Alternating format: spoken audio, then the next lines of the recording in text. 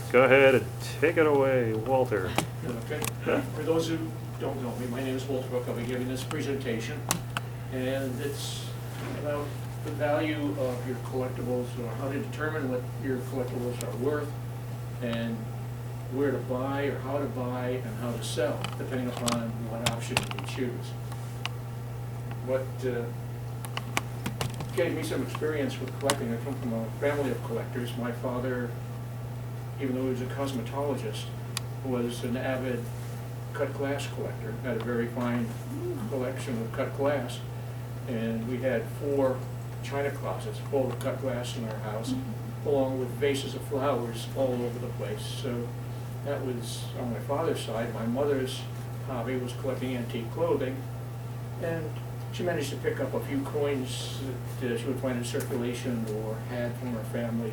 So we had a little bit of an interest in numismatics as a result. So my personal interests are stamp collecting, coin collecting, and militaria, and spend a lot of my time with our family friends who were antique dealers or art historians or art restorers, so that I kind of grew up in that collectible marketplace. So it gave me a little bit of an idea of what to talk about, what to look at, and an interest in how to share information regarding those topics. Basic definition of what's a collectible. Something that somebody wants to collect. Tonight we'll touch on a broad range of collectibles, but not specifically everything that's out there. People can collect anything. 4-leaf clovers. Some people might want to collect baseball cards, stamps, cut glass, coins, anything that someone wants to accumulate an ordered collection, not a hoard, but a collection, an ordered pattern of items in that particular series, then that's, I would classify as a collection. I'm not here to solicit anything from you, and I'm not here to appraise anything that you might have. I'll answer any questions and maybe give you some specifics regarding what you may have or what you may be interested in. But other than that, I'll just give you an overview of what I think are the key features of any collectible. So what determines the value of a collectible? First off, rarity. Has to be rare. The second is nostalgia. Somebody has to have a nostalgic interest in a particular item or series of items to collect them. Condition, sentimentality, prominence, intrinsic content, complexity of construction, and ultimately investment, which is one of the poor reasons for collecting, but people do collect because of investments, and I can talk about some of the investment opportunities there. Rarity. The first thing I'm going to talk about with rarity is that being old doesn't make it valuable. Other times people come up to me and they'll say, oh, I have a coin from the 1800s and it must be worth a lot. Not necessarily. You could have a 1972 double die penny that's worth 5 times what an 1878 silver dollar is worth. So you can get a balance of what rarity means as far as the determination of the value and how age impacts that. And the example that I have is we'll talk about the rarity scale. Various items fall within that that scale, in that category, because of the impact on value. It's very important to determine how rare a particular item is. And the scale is derived from Q. David Bowers, noted numismatist, but this was adapted from Van Allen and Melis's Encyclopedia of Silver Dollars. But this applies to almost any type of collectible. So, rarity. The unfortunate thing is stamp collecting is not a hot topic at this point. Nobody is interested in stamp collecting. And the reason is modern stamps are rarity level 1. They're produced in millions. And the only way that they might be of any value is if there's an error. Let's say they print them upside down, or there are certain errors in the stamp itself. Now, rarity level 8 one item. I have an insignia off the side of the first German airplane that was shot down by the United States trained pilots in the First World War. That falls into the category of R8. Here's another example that stresses two things, rarity and quality. For example, this coin on the left is an 1881 S, meaning that it was minted in San Francisco. It's an older coin, it's a higher grade. In coin collecting, as in almost any particular field now of collectibles where there's significant value, things have to be graded. You just can't come in and say, oh, I have an 1881 S dollar, I want $100 for it. Well, if it looks like it's gone through a war, you're going to get $18 for it. If it's the higher grade coin, like this one, book value is $100. On the rarity scale, though, it's a 1. Not that there were millions, but, well, there were millions. Almost 13 million coins were produced with that date from that mint. And it's a higher grade, MS64, meaning that it's virtually the same condition it was when it came out of the mint in 1881. The coin on the right has a Morgan O dollar, and that book value is $750. A newer coin, rarer, because there were fewer of them. There were only about 4.5 million that were minted at the New Orleans Mint. That's what the O stands for. So the R value for that coin is an R3, and the value of silver in both of those is identical, $18. If you were to sell them, crack these cases. And these coins are what are called encapsulated coins. And I'll be talking about the value of having a third-party grading service determine the value of your collectible, whether it's a stamp, a baseball card, a comic book, or whatever. Because coins, at least, are manufactured and minted by a government. So there's some intrinsic value there. When we talk about baseball cards, they're paper. I have a couple examples that are really shocking as far as the value of the cards, but they're paper. There's no law that really protects their not being counterfeited or reprinted. I mean, it's unethical. There may be some plagiarism law involved, but nothing as significant. These coins, are real if they're evaluated by a third-party service. So, anyway, that being said, the coins are encapsulated, third-party graded them, and in this coin, the value was enhanced because of that green egg. And that was, both these coins were evaluated by third-party organizations, PCGS, Professional Coin Grading Service, and they encapsulate them in these plastic cases. And this is a fourth-party grading service that evaluated the quality of the grading with a third-party service. And that alone added maybe $250 to the value of the coin. So when anybody is if you're going to purchase anything, I'll jump ahead.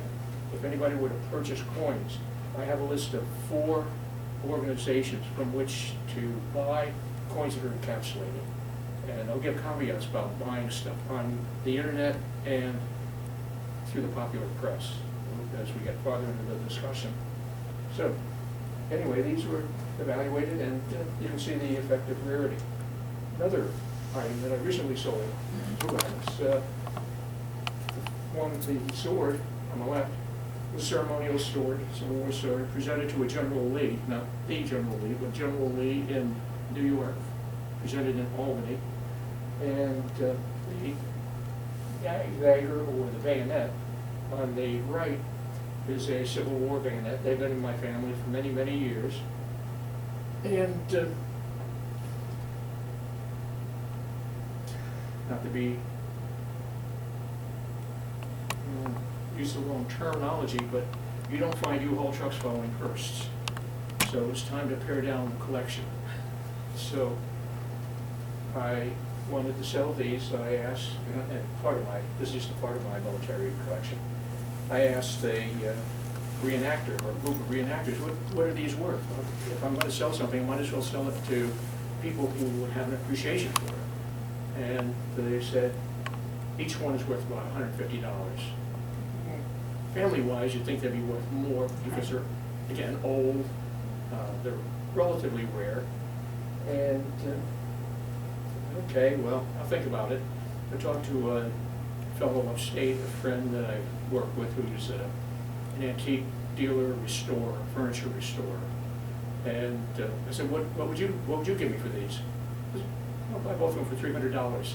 So what the reenactors would pay and what the retailer would pay balanced out. So another thing is, if you're going to sell something, find what someone else is going to pay for it. Ask another collector or a reenactor or somebody you can trust what they would think the value would be, and then based on that make your decision. And I'll give you advice on that as we get to that point. Another item. This is a World War II German Special Police dagger, 13-inch dagger. If it were a 16-inch dagger, if it were 3 inches longer, it would be worth about $400 more. One like this recently sold for $750 at auction. Again, higher rarity, and probably because of a morbid interest in one of the worst fascist states prior to Russia. Got the German insignias and morbid fascination by collecting things from the Nazi era. So that would boost the value. And then, we'll talk about rarity. There's another item that's relatively rare. Someone noticed on the penny. If you have pick up a penny, you look at the back of it, you see the Lincoln Memorial, and if you look closely at the ones you probably pull out of your pocket change, you would see that this roof actually has lines here that show that it was physically connected to the lower part of the portico of the memorial. However, on this particular coin, it looks like the roof is floating because there's no indication that there's anything supporting that roof. A relatively rare item, so we would think. The numismatic world hasn't classified it as an error, and they haven't classified it specifically as a variety at this point. In reality, it's probably not worth more than 1 cent, maybe 5 cents, 6 cents. Somebody may pay you more. However, if you were interested in buying something like this, or you were not a very savvy collector, and you went to the internet, this is what you would find. And this is copied directly from an internet ad. And pardon the bad font, that's the way it came off the internet. It indicates that that same type of penny, 1969, this one was minted in San Francisco, Denver, in the D mark. Yes, 1969 D Lincoln floating in. They were selling that for $3,000. Wow. Somebody comes along and sees that and said, wow. I look at, they're rare. I'll pay $3,000. If anybody wants to pay $3,000 for one, I have one of those at home. And if somebody wants to pay $3,000 for it, I'll be more than glad to relinquish the coin. So you have to be tuned in to what you're reading in the popular press, what you're seeing on the internet for sale. One of the caveats that I really want to stress: sentimentality. Another reason people collect, for sentimental reasons. Your mother's engagement ring, the ticket stub for the first movie you ever went with your spouse or boyfriend, or your favorite movie poster, and you may want to collect that for a particular reason, just for sentimental reasons. And the danger with that is sometimes it may put too much of a value on the item. So that I worked with a young woman who had a necklace that was given to her by her fiancé, who unfortunately was killed before their wedding, died before the wedding. And she said she would give up her life before she would give up that necklace. Well, that's a pretty hefty price to pay for a sentimental value. So sentimentality sometimes can put an outrageous fee on a particular item as far as, you know, what you have. And if there are any questions along the way, since there's such a large crowd, don't hesitate to stop me and ask, okay? And if I'm talking too fast, tell me to slow down, please. Nostalgia. And what is nostalgia? A bittersweet longing for things or persons of the past, something that, you know, brings back our childhood memories, or hopefully we have good childhood memories. Antique toys, modern toys for the Gen Xers. Those are hot topics. The Star Wars figures, the Star Wars toys, G.I. Joe dolls are some of the examples. Now, the danger with that too is if you're buying, if you're a collector and you're buying based on nostalgia, you may have a tendency to overpay. Because I really want that one, because that really made me feel good as a child. I had a friend who, when he got married, his father-in-law was the founder of and the owner of a major toy company, and they were on vacation in Alaska, and the waitress came over and they were talking about nostalgia and what makes you feel good about your childhood. She came over to him and they had a discussion, and she found out that he was the person who owned the toy company, and she had her favorite doll as a child, and she said, "Thank you, sir, for making my childhood so enjoyable." And he looked at her and said, "Thank you for making my retirement so enjoyable." So you can see that sometimes if you want to relive that favorite moment in your life or get that favorite doll back, you may overpay if you want to throw that into your mix, into your collection. I mentioned baseball cards, football cards. And this ties in with what I mentioned earlier about the encapsulation and the third-party grading for any item. The Honus Wagner 1909 card recently sold for $2.2 million, a baseball card. Okay. Tom Brady rookie card, $1.5 million. Outrageous for a piece of paper. Okay. Coins have an intrinsic value. There's silver, there's copper, there's gold, there's something there that's of value. This is cardboard, this is paper. But some people are willing to pay that. The information if they have that much expendable cash for something like that. But the other caveat is things like that hit the popular press. This is from a hobby magazine. This was photocopied out or photographed out of Coin World magazine. It's a hobby magazine for numismatists. However, the popular press may run an article that shows baseball cards sells for $2 million. All of a sudden, everybody is looking at their baseball cards. They're taking them away from their grandchildren. Where are the baseball cards? You know, it's like there's a fanaticism almost where people start looking for that particular item. And the downside is that is not protected by any specific laws. You could easily be scammed. Somebody could photocopy that card, reasonably good printing, and duplicate it and sell it on the open market. You know, wow, you have an opportunity to buy it on the internet for $50. Oh, I sold one at $50, and it recently sold for $2. I think I'll buy that. Meanwhile, somebody in Nigeria or Russia is making $50 off of somebody buying an item that they think is original. So the point that I'm going to be making and stressing later is if you're buying anything, if you are buying it, make sure if it's a rare item, have it encapsulated or evaluated by a third-party service and encapsulate it. And not just any third-party service, because there are phonies out there too. And I've dealt with some of them, and it's kind of irritating.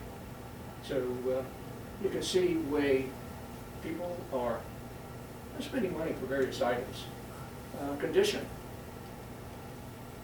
Condition's important.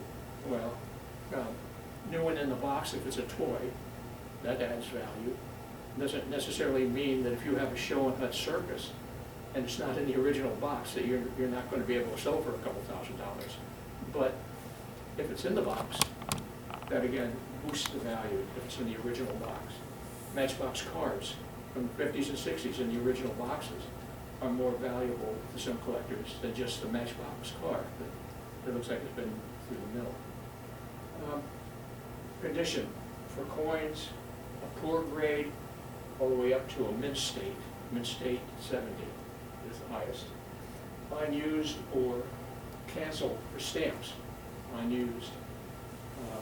One of the individuals I thought was going to be here tonight, stamp collector, I talked to him about something. I said, I was looking through the value of a stamp that I have. It's a stamp from Newfoundland, and it's from the 1800s, and the value for the used stamp is like $50, but the unused stamp is only worth $4. You think it would be the other way around? And he said, on some stamps, that inverse is a possibility because of the fact that people would take the stamp, and because of either the price of it or the likelihood that they wouldn't use it, put it aside. So finding one that was actually used makes it rarer. Again, here we have rarity adding value. It becomes more significant because there weren't that many that were used. Yes? So I have a question. When people collect stamps, I just cut them off the envelope, are they collecting unused stamps? Is that what stamp collectors, like professional No. stamp collectors? Oh, no. No? Okay. With stamps, first off, not, unless it's really unique, it's probably not the best route to spend any money on.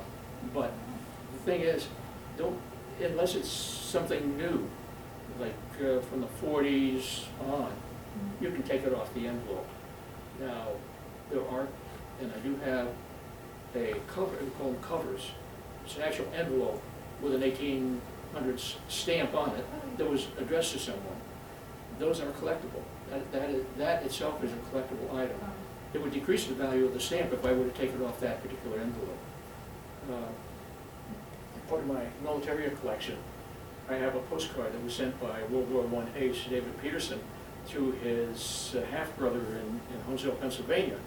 And it was a picture of a bombed out church or something, and he gave a message to his brother Denton, who said, you know, the Army life is really great, not much flying, a lot of bathing, no jellyfishes in the ocean now, la-di-da-di-da. And it had a French stamp on it, and Denton was apparently a young stamp collector, so he got the stamp out of the postcard. So I had this very original, very nice, unique postcard with a very interesting message from a significant character, and the stamp is missing. Yeah. So that would happen. It doesn't decrease or increase the value of the stamp or there, but still, the same thing.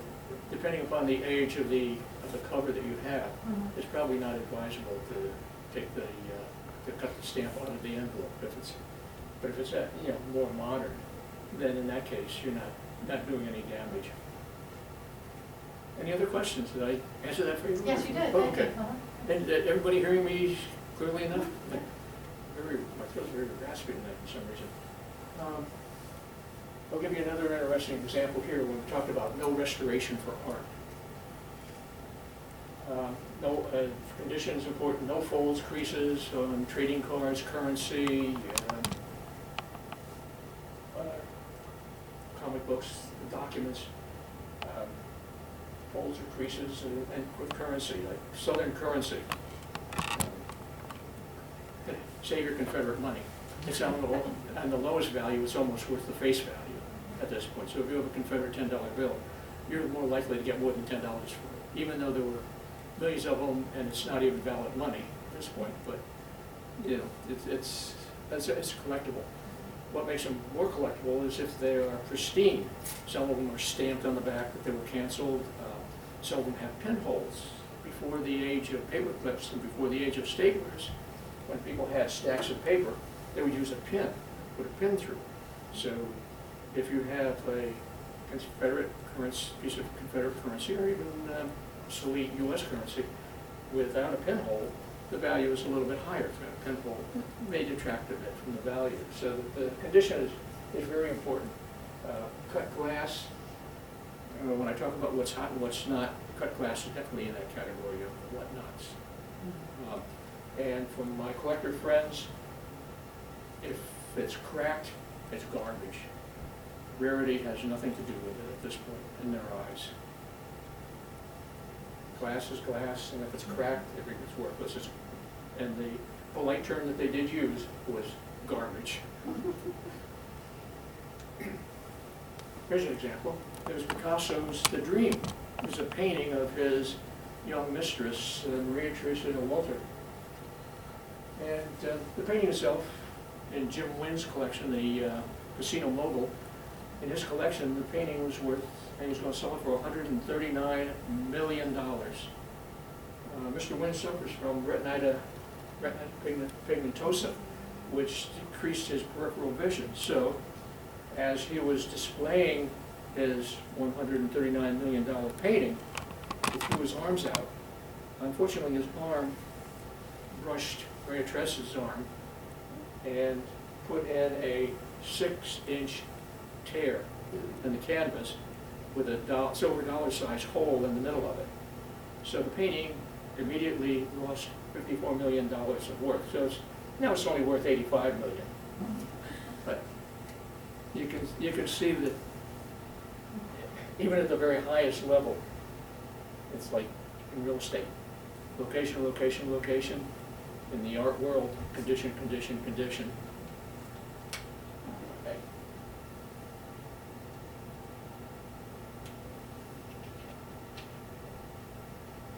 So, condition has a very significant impact. Part of my collection is a German helmet. All that is just a steel pot. It's from World War I, but it has no lining. It's pretty well beat up, no straps. The paint's pretty much worn off of it. I mean, it's authentic.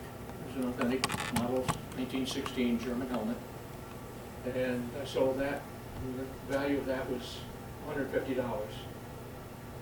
One like that, with the liner, the leather liner, and straps, and the name of the soldier, is worth about $850.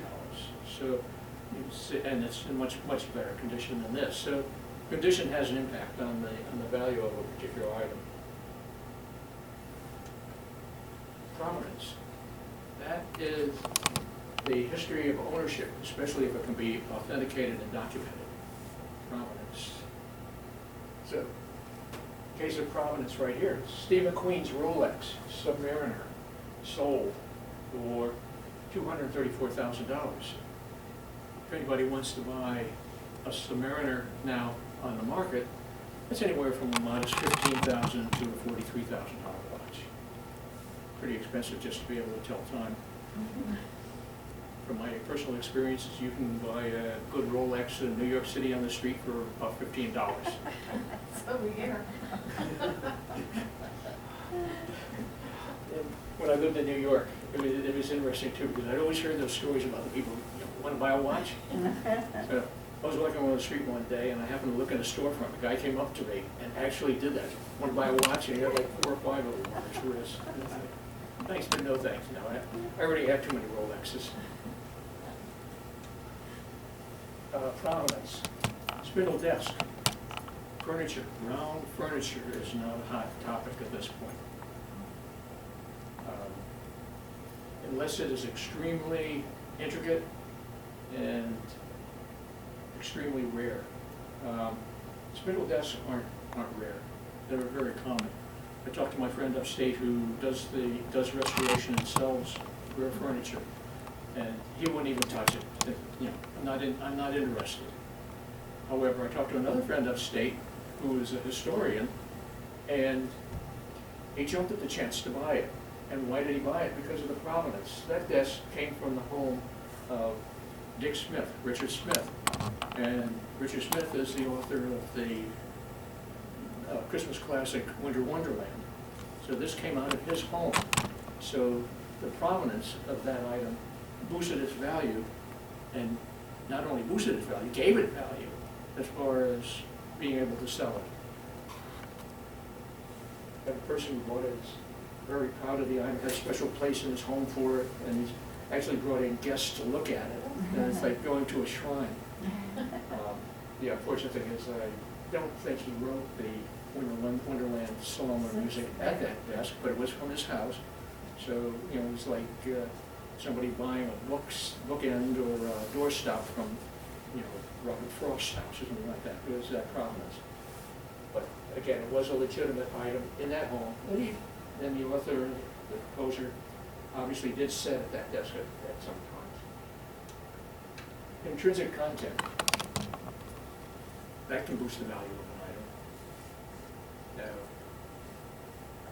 silver price as of 2/11 when I put this slide together was going for $23 an ounce. The intrinsic value of a silver $quarter, anything prior to 1964 for dimes, quarters, $half for silver. Going rate for that coin, the intrinsic value of the silver would be $4.20. $half, $8.53. So you can see that the silver price had the content of the item, in particular the coins, the metal content, both the silver and the gold content, have an impact on the value of the item. Gold price at that time was $1,800. It's gone up. Could probably go $2,000. Coin-wise, the age and rarity of a silver coin is greater exponentially than the price of a gold coin. Gold coins' values are pretty much just tied to the metal value, regardless of their age or the rarity, which is a surprise. You'd think a gold coin and any coin would follow the same type of pattern, but the silver coins, even the copper coins, have a greater increase per the intrinsic value of the metal as opposed to gold itself. Now, you may look at home, you may have a jar or a roll of mercury dimes from the 40s, 30s, and 40s, and you may say, oh, okay, they may be valuable. And if you go out, you buy a magazine, or you go upstairs and you get the red book value for coins, and you may say, oh, look at it says this date is worth $5, $10. You're not going to get that if you go to a coin dealer. You're going to get the metal value. They're not going to sit there and grade each coin that you drop off. They're not going to say, oh, yeah, this one is. They will just, in their business, give you the flat rate, whatever's going rate for that particular denomination, silver price. Now, I've had a friend who was gone in and said, oh, I had 2 Buffalo nickels. And he went into a coin shop and wanted to sell them, and the book value, even at the blue book value, the lowest value for them was like 25 cents. And I said, we'll see you, goodbye, I'll get it with the door on the way out. They're overstocked for a lot of these items.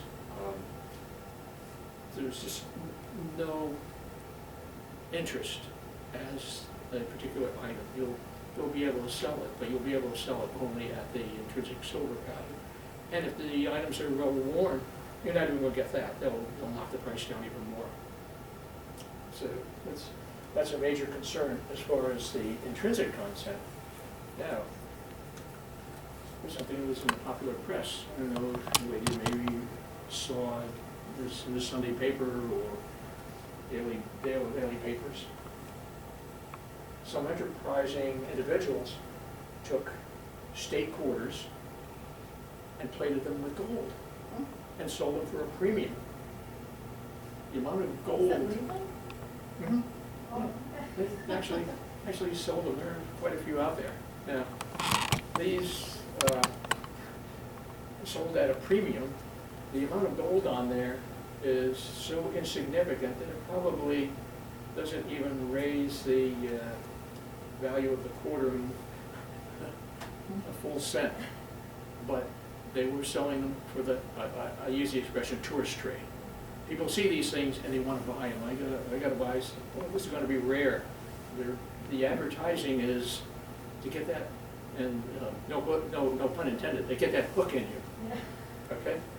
To attract your attention. Oh, these are going to be rare someday. Yeah, maybe 100 years from now. Again, there's no government issue with this, so this is not an official coin. So therefore, it's not worth anything more than at face value. But people want them. Can you use it as a quarter? What Oh, is it yeah, standard it'll gold? No work. problem? Mhm. Yeah. Just curious. Yeah. I felt sorry for one person. She had one, and okay, I'll give you 50 cents for it. I'm overly generous. I can't help it. It's just in my personality. But it just, I'm throwing that out as an example of things to be cautious on the internet. Remember that penny? Don't go spending any $3,000 on that penny yet. So the intrinsic value of this was something more than it's a clad quarter. It's not even a silver quarter underneath there. And the mint still for collectors produces silver clad or silver coins, and you have to buy them. They're usually in mint sets or proof sets that you can buy through the respective mints, but that's beyond the discussion tonight. And they did quite a few of these. Here's another one. This was that previous one was the Delaware state quarter. This one is a Kentucky state quarter. And you can see it was silver. Now, what makes things even more confusing is somebody may see that in circulation and remember that they've seen an article in the paper where someone sold a rare quarter, 2000 or 1999 quarter for $25,000. So all of a sudden everybody's looking for that rare quarter and they see these. No, another thing that can happen with coins in particular is that it could be a mule.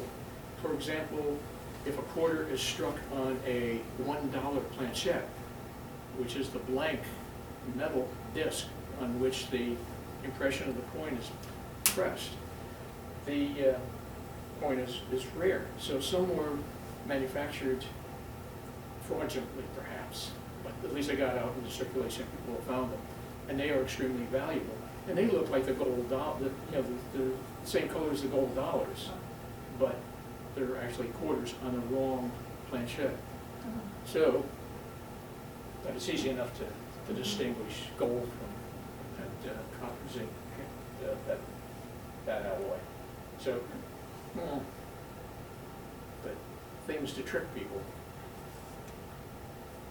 Complexity of construction doesn't necessarily add value to the item.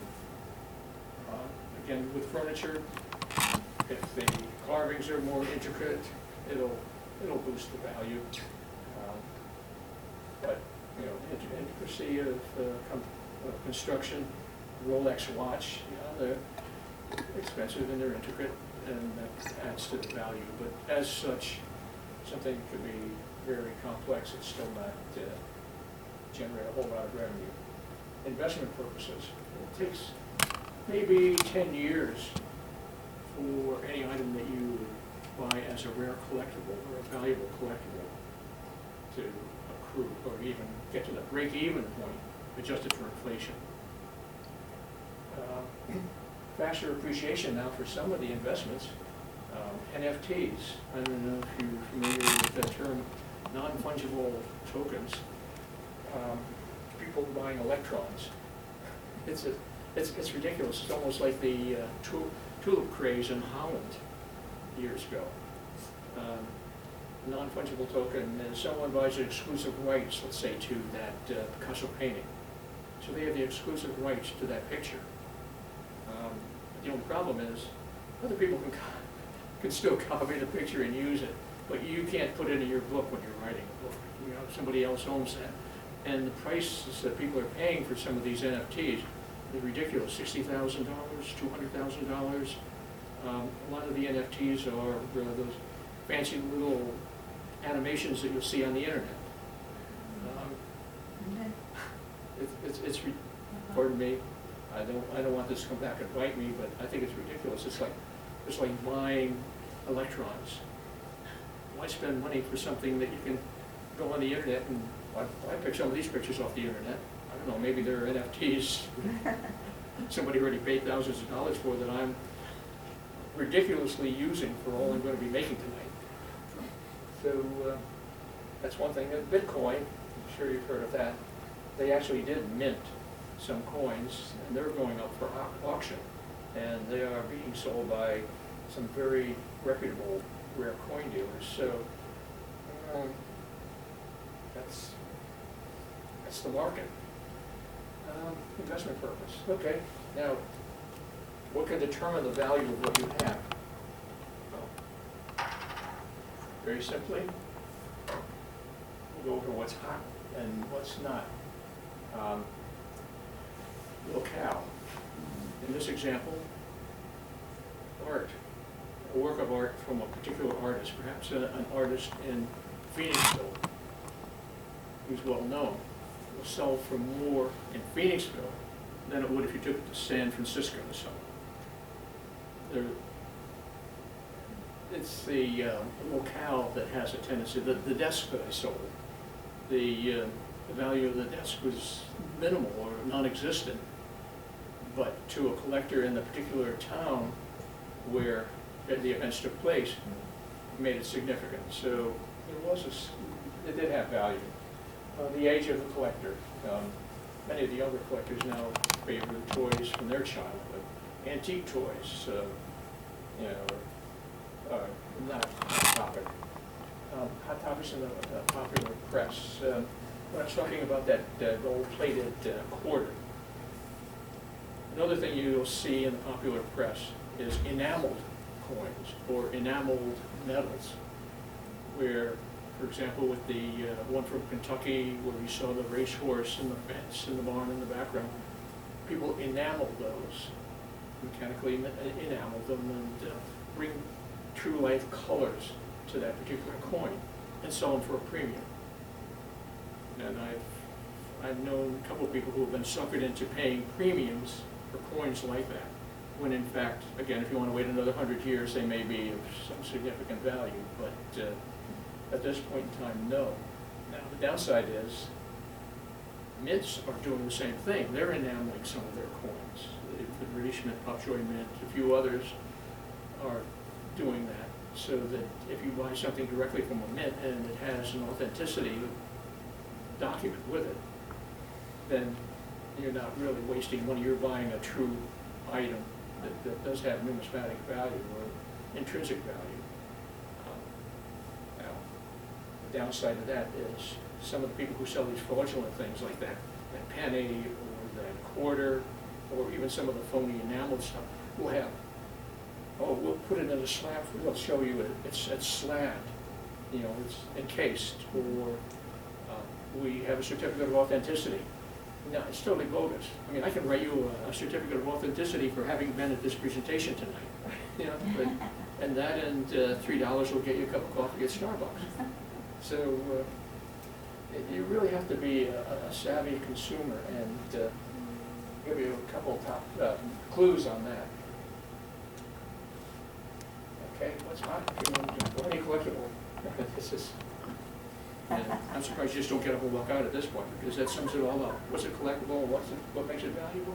It's anything that somebody's willing to buy from you. If you find that unique R8, extremely high rarity Cheerio in your breakfast bowl the next morning that's star-shaped, somebody may want to buy that. You can put it on eBay, but even though it's rare, you may find somebody who's willing to buy it. But if they're not willing to buy it, it's not worth anything. Those baseball cards, those game cards, what's hot? Non-fungible tokens, I mentioned before, items with high rare value, R values, there's extremely rare. That definitely will give it some incentive for a collector to buy. Militaria is hot right now. Rare art as an investment. There are investment groups that are buying, not necessarily a Picasso that was damaged and repaired, but they're buying rare art and they're storing it, and they're selling you a portion of that art. So you can, I pay $5 million for this painting, so I'm selling shares of this that I own to you. Of course, out of that comes the storage fee and other, if the thing goes up to $20 million and they sell it, then you reap a handy profit. But, you know, again, you're buying a promise, you know. If the building burns down or the company goes out of business, you're stuck with a lot of worthless paper. Did you say baseball cards were not? No, they can be. Oh, yeah. I thought they were again, kind of, the interest was. Kind of. Again, you could have the Honus Wagner card, or you could have a Babe Ruth card. And if you can't find somebody to buy it, Right. it's just what the paper is printed on. It's just a matter of finding who would be willing to pay for it. Yeah. And the best thing is to go to a respected dealer. I think I've got another slide that will give more details in that regard. Well, what do you mean by brown furniture? Is that wood or? Like the desk, wooden Wood. furniture, yeah, antique wooden furniture. And that's not particularly hot right now. Avon cologne bottles, you know, my dad had a bunch of them, you know, every one that ever came out. Even the cologne wasn't good. Trading stamps, dolls, you know, people think they've got the very rare Barbie doll. If it's in the original box and it's an original Barbie, then it's of some value, but, you know, one of 100,000 that were manufactured, even if it's in the original box, may not be all that valuable. Stamps, no. Stamps are a very bad investment as far as buying new stamps. My father had a tendency, whenever new stamps came out, starting with the 3-cent stamps, he would buy mint sheets and store the sheet. And he had a couple $1,000 worth of mint sheets of stamps.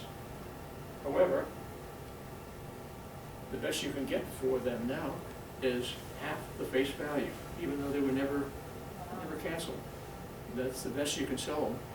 So what's the other option? To use them. But what happens if you have hundreds of dollars worth of 3-cent stamps? Can you imagine the size of the envelope that you had to use? So, you know,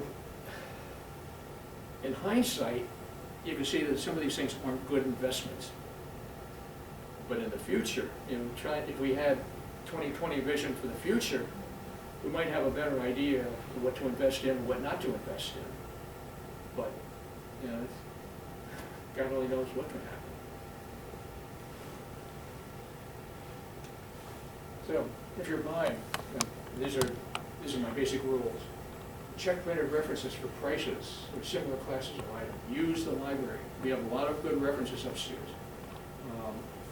Cofell's antique document is a good reference. It'll give you an idea of what some item may be worth. Deal with a reputable or trusted agent. If the price is too high from a deal for something you want to buy, just walk away. You know. And if the price is too good to be true, it's too good to be true. Again, that Honus Wagner card for $50 is too good to be true. Beware of buying online because of counterfeits. You know, I mentioned the slabbed coin and those that are evaluated by an alleged third party. Our friends, the Chinese, first off, had a tendency to mint fraudulent silver dollars. Trade dollars is a particular class of coins that the Chinese had a tendency to fraudulently mint and dump into the U.S. market. So they weren't slabbed. They were what we would call a raw coin. So people would buy them, and if you dropped it on a metal table or a glass table, it'd have a tinny sound, as opposed to a ring that a true silver coin would have. Okay? Well, people caught on to that real fast. So then, our friends the Chinese are very creative people, and they have now encapsulated coins, okay, using the PCGS or other third-party logos, and put some of those on the market. but the third-party grading systems have numeric barcodes on the item that they grade, so you can always verify the authenticity. You know, it's like getting a pack of $100 bills from the library and they all have the same serial number on them. You know, it's like, there are ways of determining it. So the best thing is, you know, buy from someone who's reputable. Avoid buying on the internet, avoid selling on the internet. I mean, the Russians, the Italians, notorious, not just as a group of people, but as organizations that are putting a lot of fraudulent material out there. And even if you do see something that is apparently legitimate on the internet and you go to buy it, you may never get it. Okay, if you're selling, use reference materials such as hobby magazines, books, and again, library resources. Beware of phony experts. The items that I was selling, the insignias from the German planes in the First World War, I dealt with one auction house. Thought they would be very interested. They've got a very good reputation in sales, and they just jerked me around with their expert. The expert was a complete phony. He had no idea what he was talking about. He didn't know history, he didn't know the items, he didn't know construction. It was absolutely a horrendous experience, and I will never deal with that company again. I'm dealing with another one in Ohio, and within the next few weeks, somebody will be coming to appraise the items and see what the value would be. But the recommendation is, if you're going to sell through an auction house, see if you can even, if they can even broker a private sale as opposed to going through an auction house, because you're going to be paying them a commission. I know I've auctioned off some items, and the auctioneer took 39% of the profits, so it can cut down on what you're going to get. So if you can sell it to someone and someone who's a collector, and you can sell it to that individual for what you would get from an auction, it's better to sell it to the individual, somebody you know will appreciate it perhaps. Again, deal with a reputable individual. Another caveat, definitely, you can't stress this enough. With collectibles, you buy at retail, you sell at wholesale.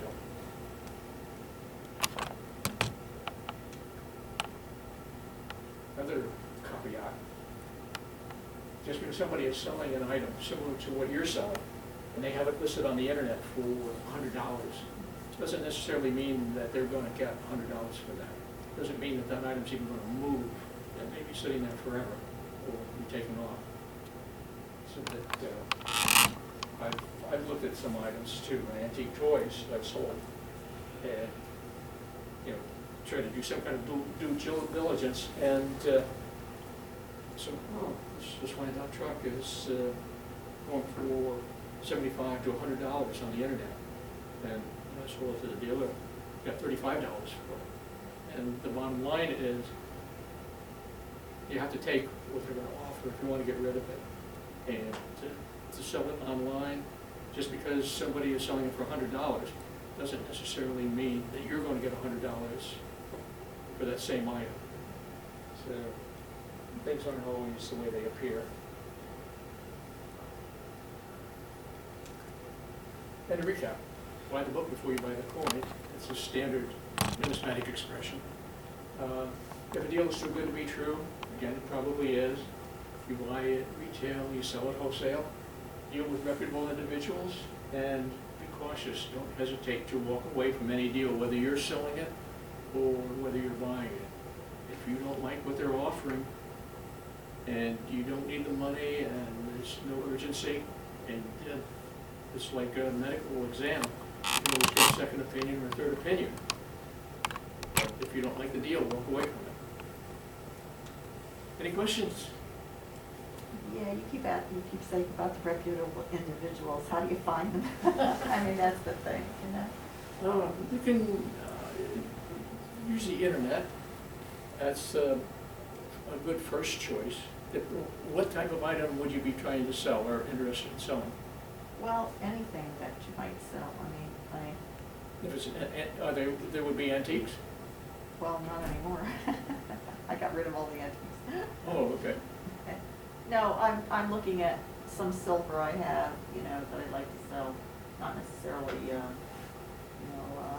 If it's sterling or silver plate, that makes a big difference. rice, yeah. And, And I don't know in some cases, you know, because they were gifts, if it's sterling silver, you should be able to get the silver value mhm. per ounce. Or what they're, obviously, if the silver price is now saying $24 an ounce, and you take it to a place, they're not probably gonna give you $24 an ounce. They'll probably give you $23 or $22.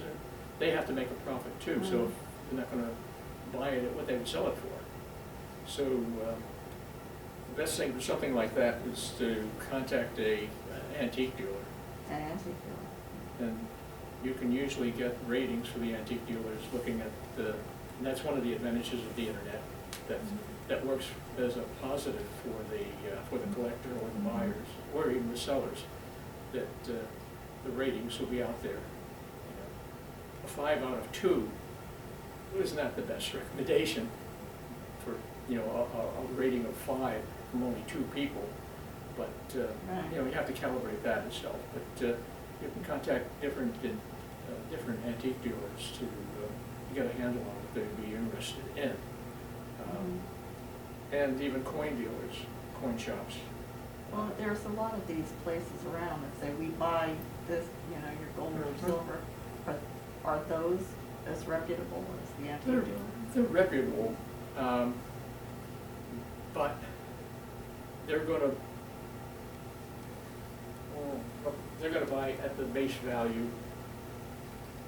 That's it. They're not gonna say, oh, okay, this spoon was designed by Tiffany, Mhm. so it's a $5,000 spoon as opposed to. Well, I don't think I have any of those. I'm just creating a hypothetical I know, in this I know. particular instance, but, no, they just buy the flat's intrinsic metal value. Mhm. That's what you'll get.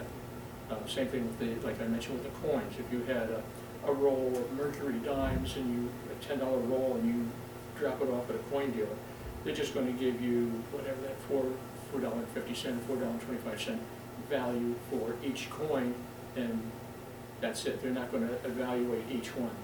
Yeah. You know, coin dealers, some of them will buy silver also. And if they're a reputable dealer, and if they're a member of the Professional Numismatic Guild, P&G, they subscribe to a code of ethics. Mhm. So it's one of those things where it's analogous to that situation where they say, we'll catch you, close your eyes and fall backwards and we'll catch you. You know, you just, you can't be a skeptic on everything. And it Right. depends on how much you want out of an item. Well, Yeah. Oh, go ahead. no, go ahead. Are you finished? Mhm. The other thing is jewelry. I mean, my husband has bought me a lot of really nice jewelry when I was working, but I have so much of it at this point, and I'm not wearing it as much, so where do you? I dealt with the Phoenixville Jewelry Exchange down on Bridge Street. Oh, okay. Adam Kelly. I bought some coins from him and sold some things there. And they appear to be reputable. Uh-huh. So I've taken some of my mother's jewelry there. And, you know, unfortunately, it really wasn't good quality jewelry. But Mhm. they will evaluate it and, you know, give you an honest price. And again, it's the Phoenixville Jewelry Exchange. Jewelry Exchange. Okay. It's, as you head down toward the Columbia Hotel on Bridge Street, Okay. it's one of the storefronts, or actually it's down the stoop, up from the whiskey brewery. Okay. I'll have to look. It's on the last. As you go down, there's a Star Street here. Uh-huh. Make Make you a go left. immediately left. It's that block that'll be on the left-hand side. Uh-huh. Okay. Thank you. Mhm. Any other questions?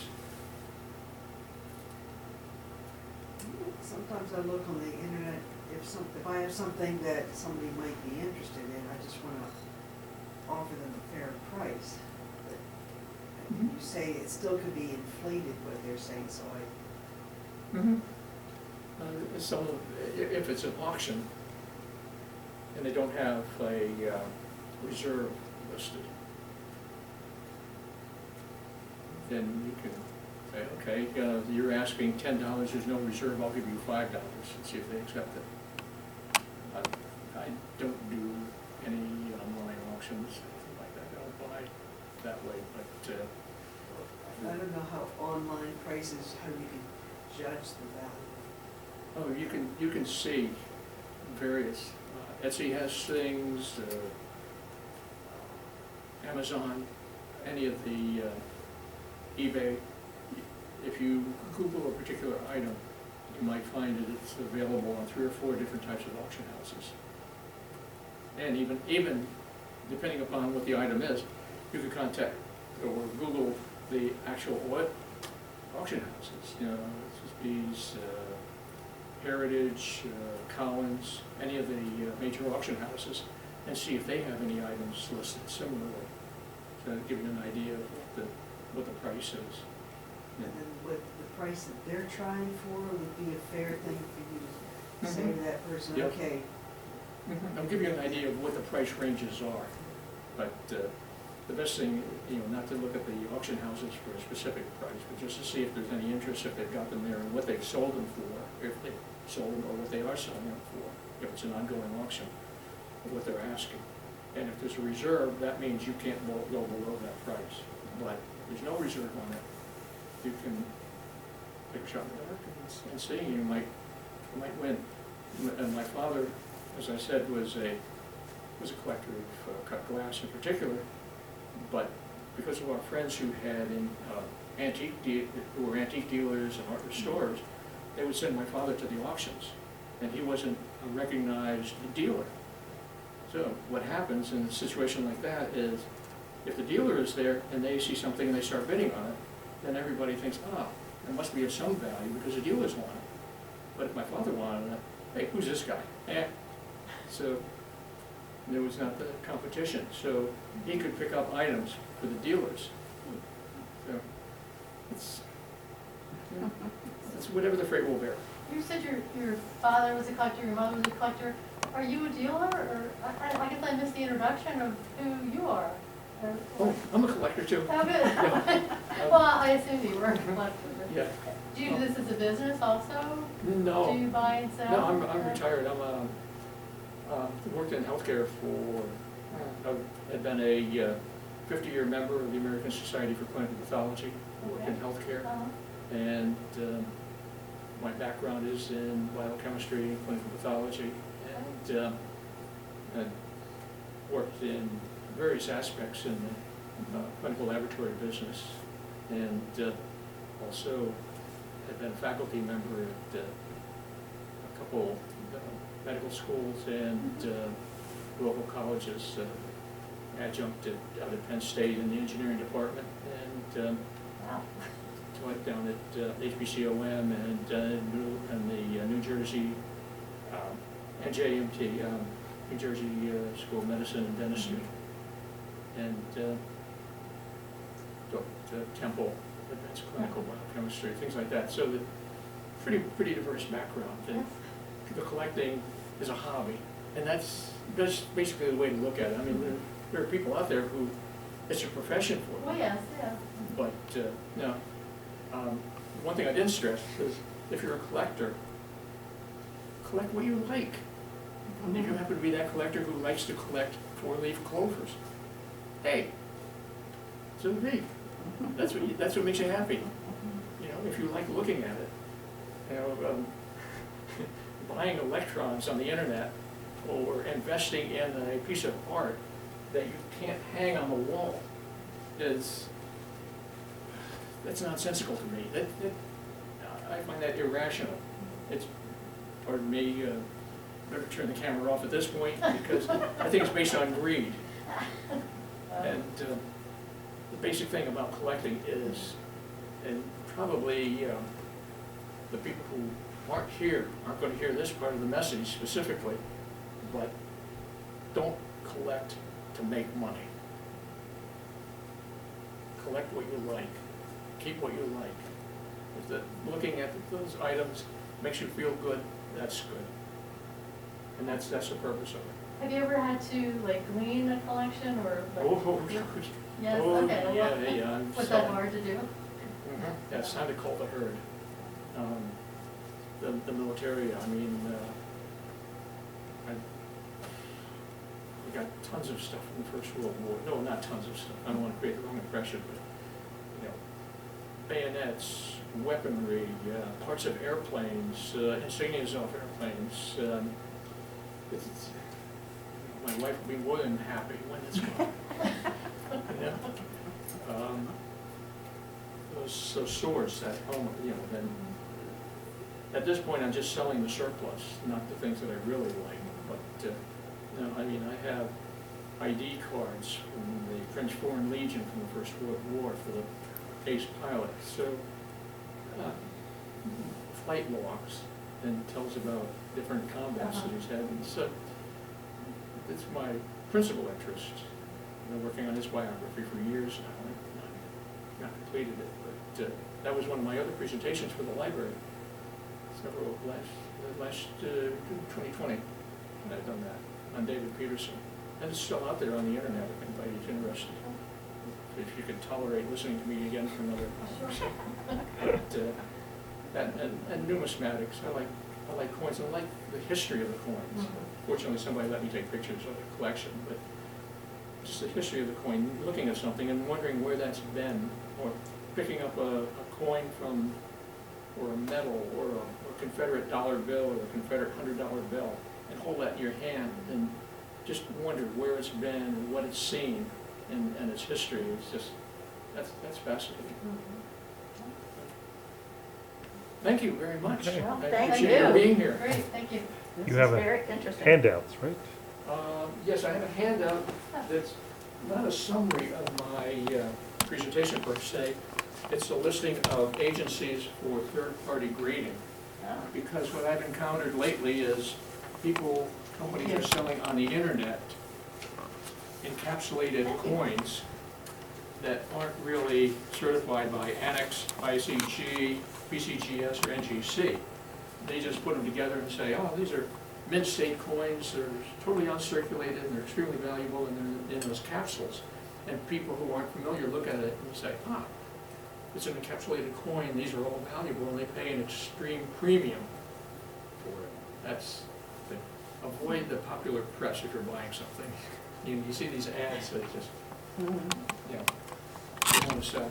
I mean, there's one legitimate coin company that does put out ads in the daily papers, but you know, they may say, you know, these are the coins that ended World War II. Now they'll show you a Walking Liberty $50, a Mercury dime, and a steel penny, and they'll sell it to you for $17. Go ahead, I'm sorry. No, go ahead. Well, the steel penny thing, the 1943 steel penny, is that worth anything really? Oh, it really is? Okay.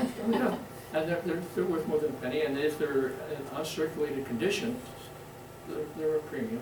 Now, if you're on the details with those steel pennies, two things have happened. Some were minted after they stopped minting steel pennies. So some of them have a successive date that wasn't for the steel penny. And some copper coins have the date that the steel penny had. Okay. So, Were there any copper 1943 pennies? by error. I'm thinking that the 1943 was a steel penny. But yes, if you find a copper 1943 penny, put it aside. I spent my life Definitely. looking for it. Somebody told me when I was a kid that it was worth a lot of money. I was always looking for that 43 copper penny. I can give you another aside from my family's situation. Where I grew up, our neighbor is the aunt of Q. David Bowers, who's probably the premier numismatist in this country. And in the 1960s, he purchased I believe it's my memory fades this hour, I think it was an 1895 S dime, Mercury dime, but there were only like 4 or 5 of them ever minted. And at the time, he bought it for $18,000. This is in the 60s. My mother, being a collector, looked through hers and she, oh, I have one at that date. So she contacted Elsa, David's aunt, and she got in touch with David, and they were, the phone lines were being burned up with the communications. And the S was the key factor. The one that my mother had didn't have the S mint mark. So, so, you know, $18,000 out the window. Yeah, really, it's disappointing. It's a bit, you don't mind losing money you never had. Yeah. All Well, right. thank you very Thanks so much. much, It was Wilbur. great. We really Glad you were here. I appreciate that.